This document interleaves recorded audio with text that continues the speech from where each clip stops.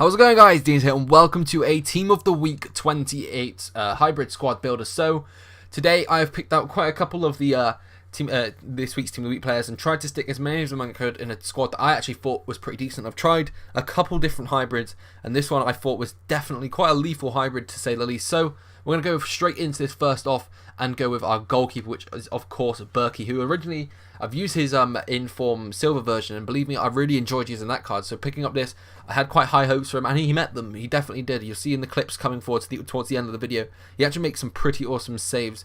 And you know, as I say, he's a really awesome keeper. He's nice and cheap. Look, I managed to pack him, which is pretty awesome. But he is a pretty cheap goalkeeper to say the least. He comes in at like around, I think his max is like 25k. So you know, that is again pretty something awesome to say the least. We're going in with my centre back now, down into the silvers, and we're going to bring in Dejuru. So again, I did these two in a Super Silvers episode on my channel.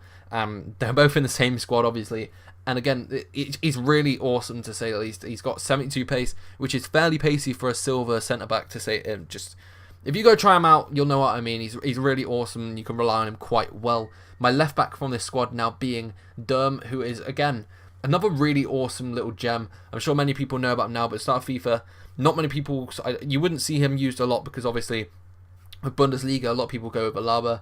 But a very, very cheap player, I think. Before price fixing came into this, he was like 5k, I think. But again, he's got 85 pace on, which is absolutely awesome. And again, if you want him in like a little squad builder kind of thing, you can match him up well if you put Royce up as a winger. So that is pretty awesome to say the least. And we're going over now into the Barclays Premier League, and we're going to be bouncing between these two. So we'll move on up here, and we're going to bring in ourselves Mangala. So he's someone that I don't ever really use a lot with FIFA. Obviously, I've got my favourite centre-backs for Barclays Premier League, and, you know, I just prefer to rely on them. But, again, he was actually pretty awesome for me. I've always had issues with him in the past, but, you know, he did the job pretty well throughout this squad, and I really did enjoy him, obviously. At first, I mainly put him in there just to get myself some good chemistry. But he was a fairly reliable centre-back, to say the least. And we're going on to our right-back now, which, of course, as you could probably guess, is going to be Sanya. Again, for chemistry reasons, I don't really stick him in my squads as often, but... He is an awesome right back to use. He's got a nice bit of pace on him. Obviously, many people in BPL would go with either Debussy or Walker just for that bit of pace. But he is a nice little awesome right back, and I can appreciate that. We'll go up into our right mid position now. I actually went and got Lennon in there. Again, pace is really pretty much all about him.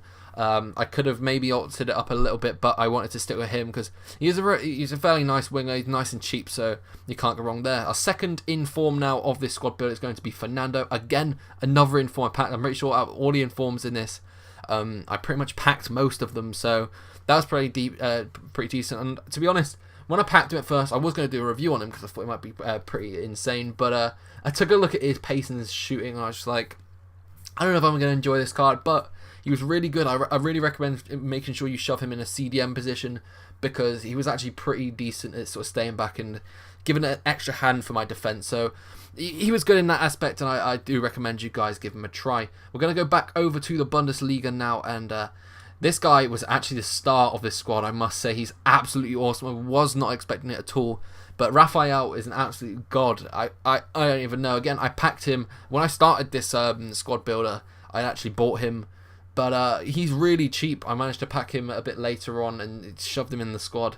And he's just so awesome. You're going to see some great clips from him when it comes further onto the video. But I do recommend, if you've got some coins, he's really cheap. He's like between 100k and something. But obviously, the fact he's not selling, so he's definitely worth a player picking up because you're going to pick him up for his minimum. Again, as I mentioned it enough now, he's really awesome. I do recommend you guys go pick him up. We're going to move on to our centre mid now.